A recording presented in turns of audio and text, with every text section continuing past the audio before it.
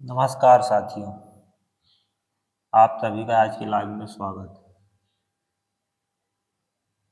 साथियों, आज हम कक्षा 6 का चैप्टर है आरंभिक नगर, पार्ट 3 ओल्ड बुक का है, तो उसको रीड करेंगे। इस चैप्टर में हम आद्य ऐतिहासिक युग में पाई जाने वाली समस्त जानकारी को इकट्ठा करेंगे। साथियों, जैसा कि आप सभी को पता है कि आद्य ऐतिहासिक युग में मानव ने लिपि का आविष्कार कर लिया, लेकिन वह लिपि आधुनिक मानव पढ़ नहीं सका, जिसके कारण हमें उनके बहुत सारे ऐतिहासिक तथ्यों की जानकारी नहीं हो पाई है। परंतु कुछ अवशेष मिले हैं जिनके माध्यम से हम कुछ ऐतिहासिक घटनाओं का अंदाजा लगा सकते हैं। जैसा कि आप सभी को पता है कि आज से लगभग 150 वर्ष पूर्व जब पंजाब में रेल लाइन बिछाई जा रही थी, तो अंग्रेजों को एक प्राचीन ढेर मिला था। उस ढेर का यूज उन्होंने रेलवे लाइंस बिछाने में किया।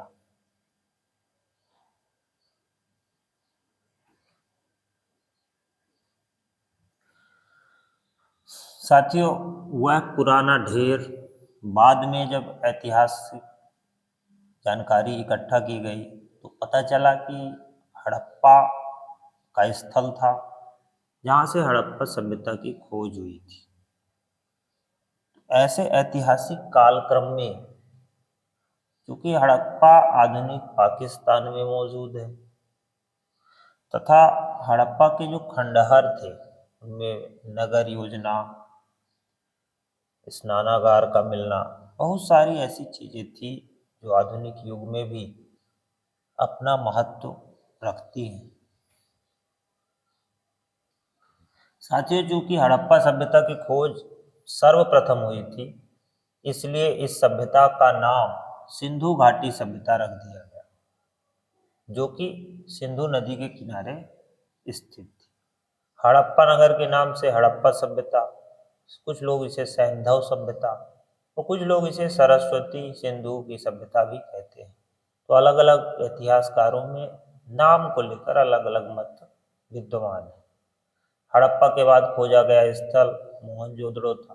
हड़प्पा की खोज 1921 में हुई थी, दयाराम साहनी जी ने की थी, और उसके बाद राखाल दास बनर्जी ने मोहनजोदड़ो की खोज की। मोहनजोदड़ो की खोज ने नए विचारों को जन्म दिया। क्यों? क्योंकि मोहनजोदड़ो से कई ऐसी वस्तुएं, चीजें मिली जिनको देखने से ये पता चला कि आज का मानव प्राचीन मानव से भी पीछे था। प्राचीन मानव ने उस युग में बढ़िया बेहतरीन काम किया था।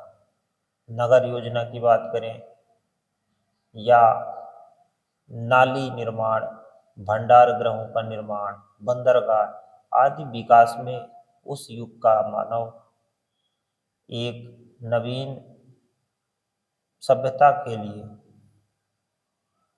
उदाहरण प्रस्तुत करता है। साथियों, मोहनजोदड़ो हड़प्पा के अलावा भी बहुत सारे स्थल ऐसे हैं जो सिंधु घाटी सभ्यता से जुड़े हैं। जैसे उत्तर में इसकी सीमा मांडस, जो कश्मीर में मौजूद है, वहाँ से मिलती है, जबकि दक्षिण में यह दैमाबाद से मिलती है। दैमाबाद महाराष्ट्र में वर्तमान में प्रवरा नदी के तट पर। उस तरफ पूर्व में देखें तो आलमगीरपुर, हिंडन नदी, और पश्चिम में सूतका गैंडोर, ये प्रमुख स्थल हैं जो इसकी सीमा का निर्धारण करते हैं। अलग अलग स्थलों से अलग अलग चीज़ों का मिलना इस सभ्यता को और जीवंत कर देता है। जैसे मोहनजोदड़ो से विशाल स्नानागार का मिलना। इस स्नानागार में पानी के रिसाव को रोकने के लिए चारकोल का प्रयोग किया जाता था। चारकोल से प्लास्टर होता था इसमें। यह कुंड धार्मिक आयोजनों के लिए बनाया गया था।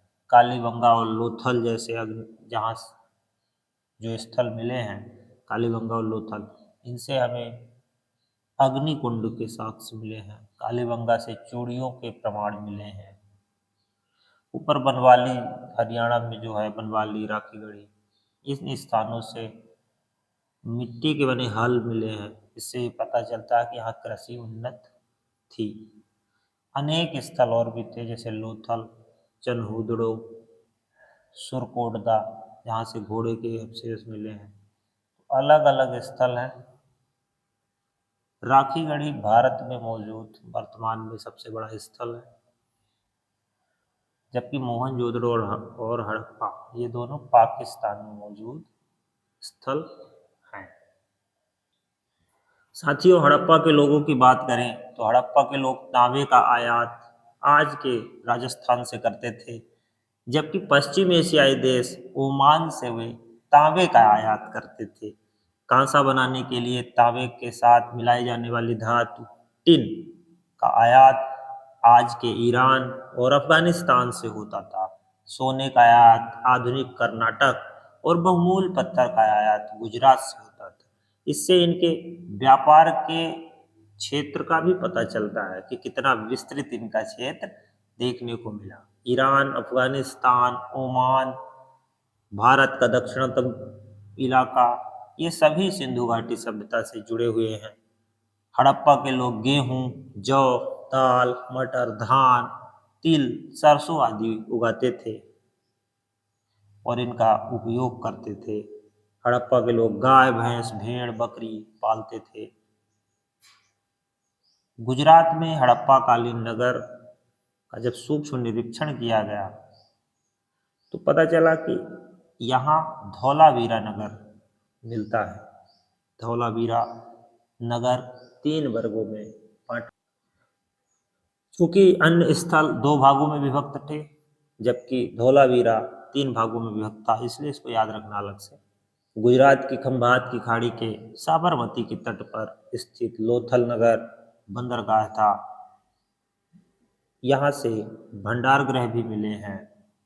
तो ये कुछ ऐसी चीज़ें हैं जिनको देखने से हमें ये पता चलता है कि किस प्रकार से ये हड़प्पा सभ्यता बहुत विस्तृत क्षेत्र में फैली। साथियों, हड़प्पा सभ्यता के पतन का रहस्य आज भी अज्ञात है। ऐतिहासिक मत अनेक बातें करते हैं, उनमें मैक्स मूलर, दसाहनी जी, अन्य लोग अलग अलग बातें करते हैं। 3900 साल पहले एक बड़ा बदलाव आता है, जब प्राकृतिक संतुलन बिगड़ता है। ऐसा माना जाता है कि सरस्वती और सिंधु नदियाँ अपना रूट डाइवर्ट कर लेती हैं, जिसके कारण सिंधु घाटी सभ्यता धीरे धीरे पतन की ओर आगे बढ़ती है। सिंधु नदी के तट में रहने वाले लोग विस्थापित होते हैं।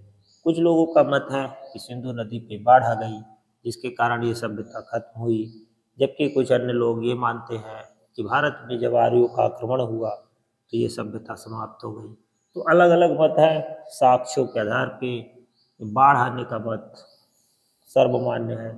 इसलिए सिंधु घाटी सभ्यता से जुड़ी इन जानकारियों को प्राप्त करने के लिए धन्यवाद। आप सभी से आग्रह है कि नेक्स्ट वीडियो भी देखिएगा। धन्यवाद। जय हिंद।